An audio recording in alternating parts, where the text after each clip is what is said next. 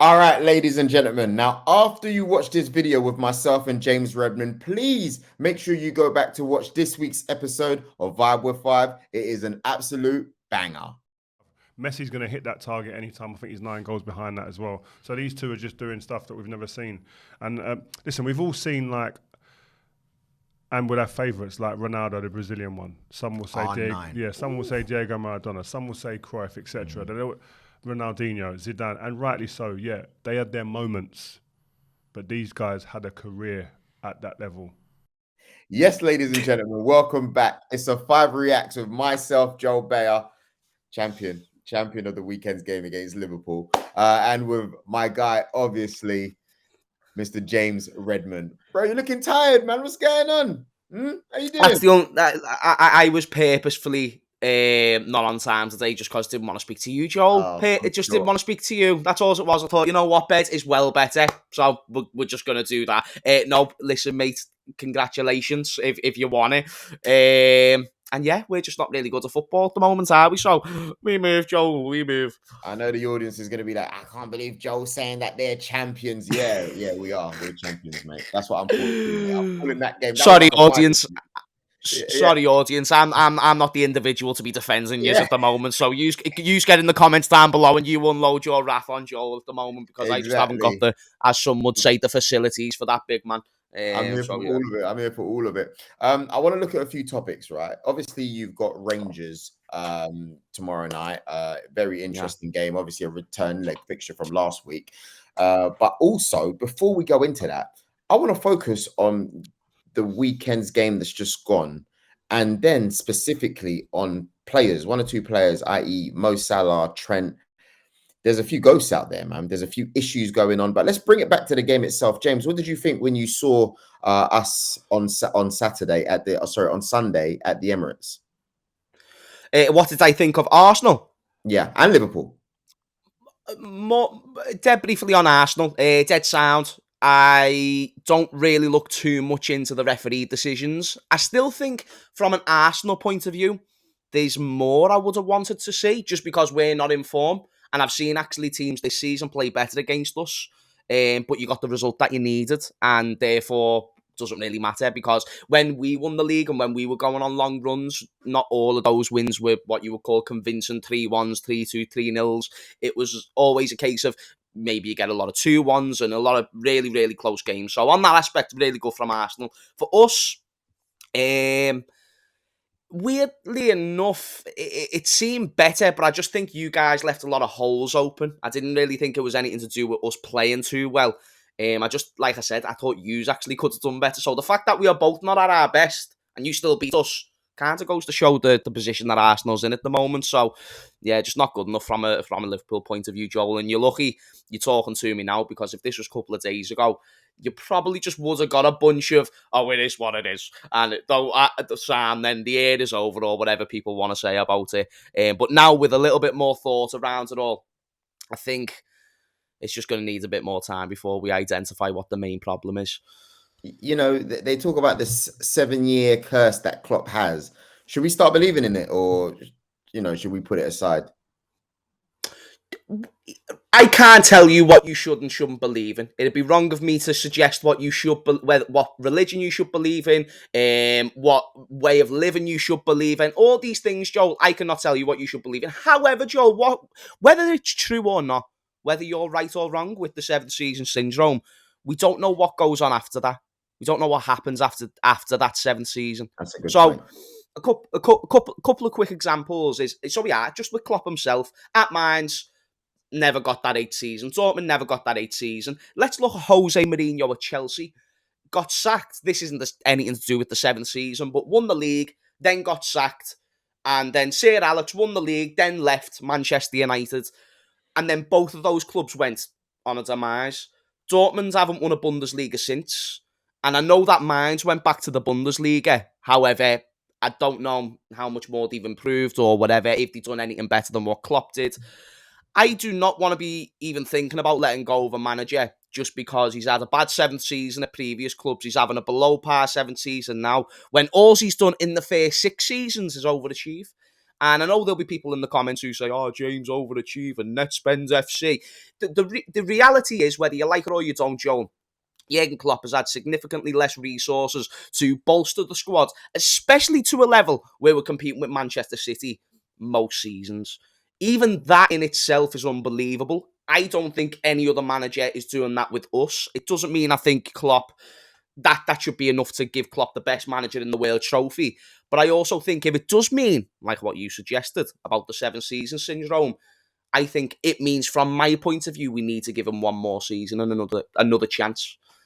One more season. Wow, you're going on. No, that came out wrong. One more season of really bad form, like one more season of like really poor, like if we get bottom half of the table type thing, then one more season, what happens? But I'd give him a lifetime contract, Joe. Stop trying to put words into me mouth. Okay, I understand. Okay, so I want to turn our focus to Mohamed Salah. Not a great start to his season so far, and we say that because we're so used to seeing this guy like bang, like, 22, 25 goals a season, 25 plus. And it just really hasn't gone for him this season. I mean, I don't know if the edge has gone because Mane's left. There's memes online saying that, Salah left with Mane, at the same time. And that's why we haven't seen him. What's your thoughts on him this season so far? It's a weird one with Mane and Salah because I feel like their best form came without each other, weirdly enough. I don't think they ever not liked each other. I think they were good mates and they were very competitive. But, for instance, last season, Salah's best spell came when Mane weren't at his best, and then Mane's best spell came when Salah went crap. So I don't think it's anything to do with Mane not being in the team. I think what I associate it with is that the player just looks a little bit slower. And Joel, it's interesting that I'm speaking to you, someone who supports Arsenal, who very recently went through something similar with Aubameyang paying however much money a week to then not really get much in return. Before that, though, oh, bloody hell, he's the best striker in the world. Obama who and all that business, because I'm rightly so, because Aubameyang was brilliant for Arsenal. He was to Arsenal what Salah is to us. Whether you think he's more important, less important, I don't care. Both really influential leaders on the pitch. I agree. Who you need those goals from. So I associate it with Salah being slower. I'll be honest with you, Joel, I'm not confident about Salah, I don't know. I don't want to be reactionary. If it was 5 to 10 games, I'd be like, okay, he can come back. If it was even 15 games, I'd be like, okay. But it's been since January. It's been over 30 games of inconsistencies, 11 open play goals in 46 games. And I know a goal's a goal. I'm not the biggest fan of just removing penalties. But 11 isn't good enough. For one, the standards that Salah sets himself. For two, the expectations of what the football club need their highest earning attacker to be on. And then on top of that as well, it's not even like the goals have gone.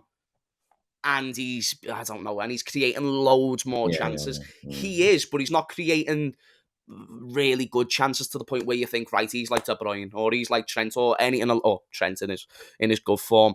But yeah, with Salah, I'm worried about him, Joel. So if you want to make that the title of the video, then you absolutely go for it. But I hope Jürgen Klopp still sees something in Mo Salah that just for some reason I'm not seeing at the moment. Trent Alexander-Arnold. Yesterday we spoke about him on FIVR 5, and Rio, who is a big fan of Trent, said that he believes that he should be focusing on the basics just to get his confidence back. When you see he's at fault, in my opinion, just being caught out of position a little bit for the first goal, it just seems to me like teams are starting to suss him out. Play it behind the back. He's not going to be able to catch on. He's going to be out of position, too far up, whatever it might be. You can catch him out, and I see that a lot of the goals come from that position. I remember calling it out when you guys played Real Madrid like 2 or 3 seasons ago in the semi-finals of the Champions League. Tony Cruz whips in the ball over. Who comes in behind? You got Vinicius Jr. It's the same old all the time. Are we seeing a player that will end up like Dele Alli, where you've seen his great years and the next thing you know, he just doesn't recover and that's it? Because going forward, there's no doubt. But defensively, that's his prime job, whether people like it or not. I think, like Dele Alli, is a very easy comparison for a multitude of reasons. They both, when Dele Alli went crap, he had the crappy haircut and he had the long little thing going on, the dreads and all that, and Trent's got the same thing. Otherwise, I don't think there's no comparison. Dele Alli hasn't had a Champions League, he hasn't had a Premier League, all these trophies that Trent has won, Dele Alli hasn't had. I also think the motivations are different, but they could be the same. I don't have a clue. Maybe Dele Alli screamed to me, okay, I've came from very little. I've got all the way to the top of the game. I've made a lot of money. I want to share that balance of, yep, being a top footballer, but actually enjoying my life, which is more than understandable, and just what the wider masses of football fans won't understand as well. Trent, I think he's got a bit more in terms of bigger ambitions. I think he'd look at the rest of his career and think, oh, it's a shame I dropped off there. I don't think it was right. I was only supposed to keep going up, and I feel like I've dropped off. I think Rio's bang on. I think focus on the basics. I think he'll know, being a player himself, especially at a young age, the mentality can sometimes go all over the gaff, which leads to worse decision making. Again, like, I've only played like very minuscule level. Like, I've never played for a pro team. But even from my experience of playing football, it's like my head's got to be in the game for me to play the best that I possibly can, especially if I'm coming up against good players. It's not just a case of, oh, I can wing football today. I'm not that good at football. But if my head's on it, then maybe I can actually make a few smart passes, a few smart tackles. And I just think Trent, in the position he's in now, I agree with you, Joel. I think he's out of position a lot, partly because he's told to. And I also think he's just rushing decisions ultimately quicker, stepping in, not covering the centre-back when he should be covering the centre-back, and even when it comes to his passing game. So I think the Dele Alli question, to my brain, just doesn't compute, and it does, and it could just be my Liverpool bias, just thinking, why are we even comparing these two? However, I do understand the questions that's being asked over him, and my argument is, if he'd been as bad at defending for the whole time he's been at Liverpool, he wouldn't have started week in, week out. So there's enough of a case study there to say he can get past this.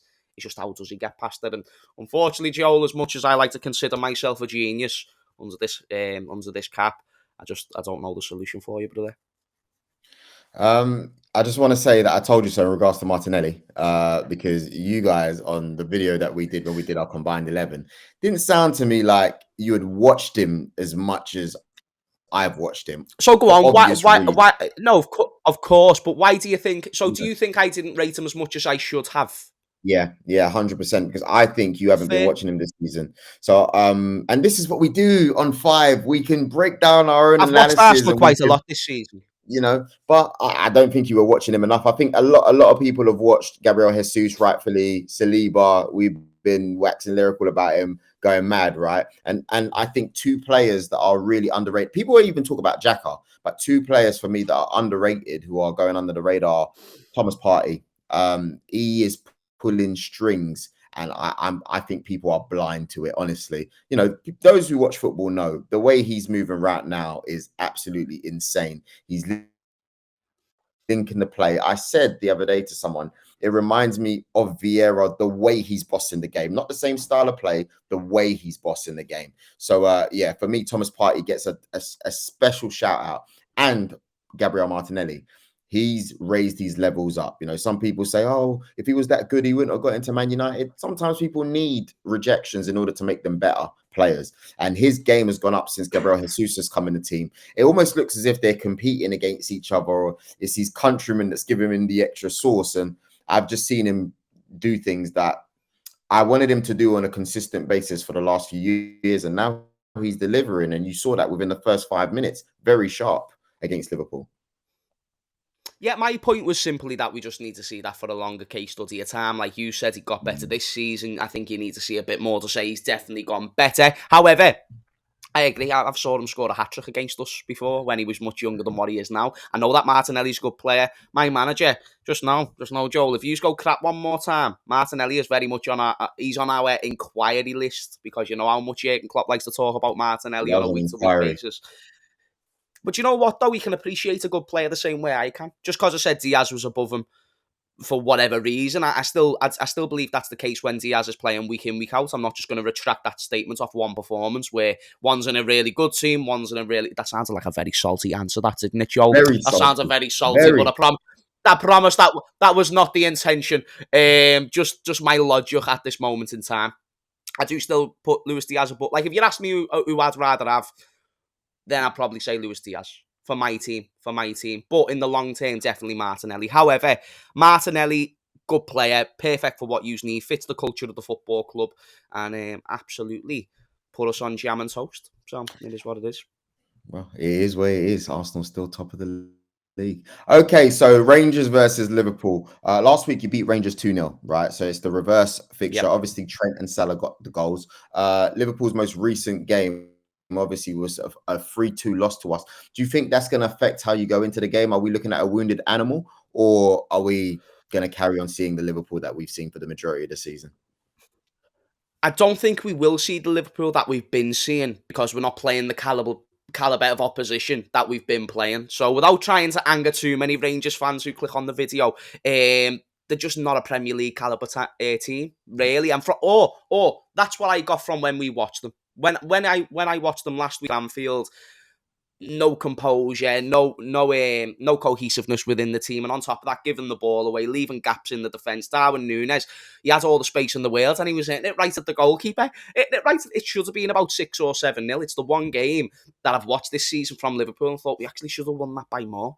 And it's because Rangers just don't have the quality to compete with us now. I know they'll sit there and they'll be like, oh, but we got the Europa League final and stuff like this, and yada. It's not the level that you play in the Premier League week in, week out. It's not the same intensity. Therefore, we can actually afford to run less, like what we've been doing in recent games, and still snatch a result. So I don't want to say I think we're going to snatch a result. Are you going to ask me for my results, by the way? No, I will, but I kind of favor what you've said, to be honest with you. I mean, they've just literally lost 4-0 to St. Mirren. I mean, they haven't won. Wow. They haven't scored in this season's Champions League, but yet they've conceded 9.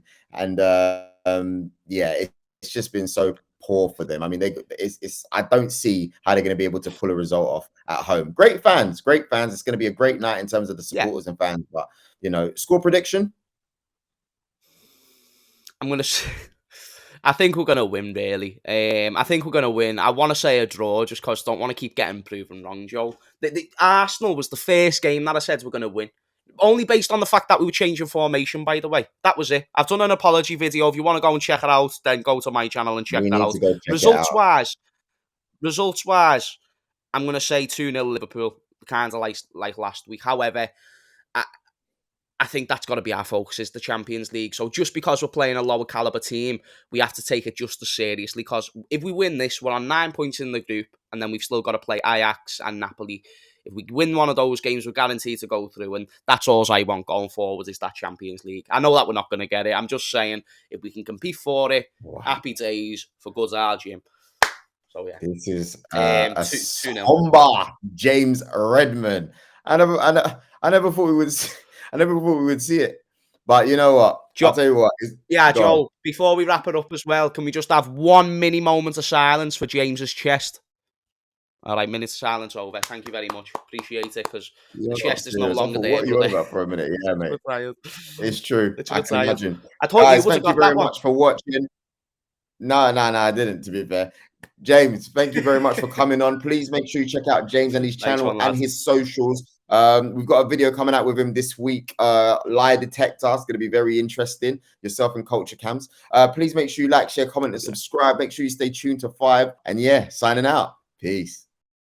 It was pleasing as a Man United fan, I'm sure, as the manager, to see the reaction and the response from the team after they went a goal down at such a hostile place. Goodison's a hard place to go, man.